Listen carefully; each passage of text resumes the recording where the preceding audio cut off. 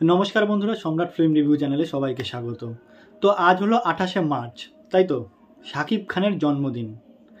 আজ বাংলাদেশের নায়ক, শুধু নায়ক বলবো না, বাংলাদেশের মেগাস্টার সুপারস্টার যাই বলুন না কেন, শাকিব খানের জন্মদিন। তো শাকিব খানকে প্রথমেই তার জন্মদিনের শুভেচ্ছা জানাই।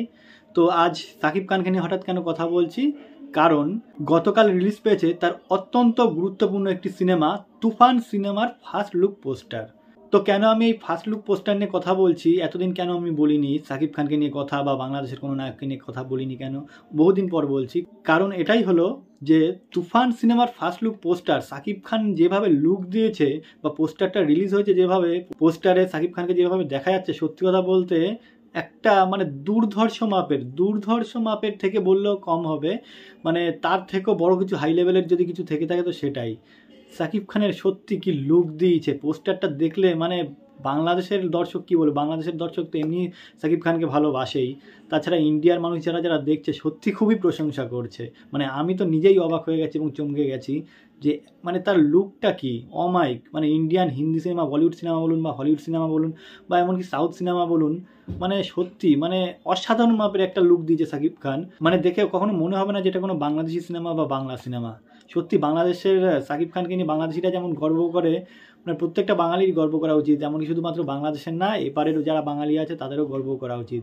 কারণ শাকিব খান কিন্তু শুধুমাত্র বাংলাদেশের গণ্ডির মধ্যে সীমাবদ্ধ নয়, কিন্তু এদেশের পশ্চিমবঙ্গ বলুন বা আসাম, ত্রিপুরা, যেখানেই বলুন না কেন, এমনকি দুবাই থেকে শুরু করে বিভিন্ন আমেরিকা, ইউএসএ, লন্ডন থেকে শুরু করে বিভিন্ন বিভিন্ন দেশে যেখানে মানে বাঙালিরা আছে, সমস্ত বা বাঙালিরা ছাড়াও কিন্তু শাকিব খানকে প্রচুর মানুষ চেনে এবং ভালোবাসে। তো সেক্ষেত্রে দাঁড়িয়ে একটাই কথা বলবো যে শাকিব খানের এই পোস্টার দেখে যত বাঙালি দর্শক আছে, মানে সিনেমা প্রেমী দর্শক আছে, তারা কিন্তু খুবই উৎসাহী এবং খুবই এক্সাইটেড যে এই সিনেমাটি কবে রিলিজ পাবে। কারণ এই সিনেমাটির ফার্স্ট লুক পোস্টার দেখেই মানুষ এতটাই এক্সাইটেড যে সিনেমাটি দেখার জন্য এখন থেকেই মানুষ কিন্তু খুব উদগ্রীব হয়ে বসে আছে। দেখুন শাকিব খান কেমন অভিনয় করে বা তার অভিনয় দক্ষতা কেমন, এটা নিয়ে কিন্তু আমি কোনো কথা বলতে চাই না। কারণ এত এত বছর ধরে, এত দশক ধরে মানুষ যে শাকিব খানের প্রতি এতটা ভালোবাসা রেখেছে, এতটা ভালোবাসে মানুষ শাকিব খানকে, তো নিশ্চয়ই তার মধ্যে কিছু একটা আছে, কোনো একটা ব্যাপার তো নিশ্চয়ই আছে। নাহলে কেন এত বছর ধরে একটা মানুষকে ওইভাবে সহ্য করবে বা ভালোবাসবে? এটাই হচ্ছে সব থেকে বড় কারণ। সত্যি কথা বলতে শাকিব খান প্রথম থেকে এত এত ভালো ভালো সিনেমা উপহার দিয়েছে এবং এত সুপারহিট সিনেমা উপহার দিয়েছে বাংলাদেশি দর্শকদের, যে বাংলাদেশি দর্শকরা কিন্তু শাকিব খানকে কখনো ভুলে থাকতে পারে না। কারণ এটাই হচ্ছে ভালোবাসা। দেখুন এত বছর পেরিয়ে গেছে, এর মধ্যে কত নায়ক এসেছে গেছে, কত নতুন নায়ক এসেছে, কিন্তু তারা কিন্তু কেউ সেইভাবে কিন্তু শাকিব খানের পাশে দাঁড়াতে পারেনি। গত বছরই দেখুন না, প্রিয়তমা নামে যে সিনেমাটি আসলো সেটি কিন্তু সুপার ডুপার, শুধু সুপার ডুপার বলবো না, ব্লকবাস্টার হিট সিনেমা হয়েছে, যেটি কিন্তু এই দেশের অর্থাৎ ইন্ডিয়ার একজন নায়িকার সঙ্গে কিন্তু করেছে। তো প্রিয়তমা সিনেমাটি যেমন হিট হয়েছে, তার সাথে সাথে কিন্তু প্রিয়তমা সিনেমার গানগুলি কিন্তু সেই রকম দুর্দান্ত মাপের হিট হয়েছিল। সেইগুলো কিন্তু মানুষ কখনো ভুলে যাবে না। শুধু বাংলাদেশি দর্শক না, ইন্ডিয়ান মানুষের, ইন্ডিয়া কিন্তু গানগুলো প্রচুর প্রচুর পরিমাণে ভাইরাল হয়েছে এবং জনপ্রিয়তা অর্জন করেছে। এবার বলি এই সিনেমাটির পরিচালকের কথা।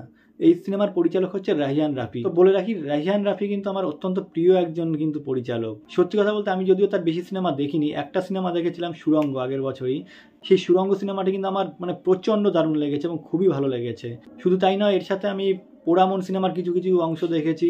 মানে তার যতগুলো সিনেমা আছে তার ছোট ছোট করে আমি দেখেছি। তার প্রত্যেকটা সিনেমার মধ্যে কিন্তু মানে একটা ভালো লাগা, ভালো মানে এত সুন্দর করে সিনেমাগুলো গড়ে তোলে। সত্যি কথা বলতে তার সিনেমার দক্ষতা কিন্তু, মানে সিনেমা বানানোর দক্ষতা কিন্তু, পরিচালক হিসাবে তার দক্ষতা মানে অত্যন্ত সুদক্ষ। মানে কি বলবো, একদম মানে দারুণ পরিচালক।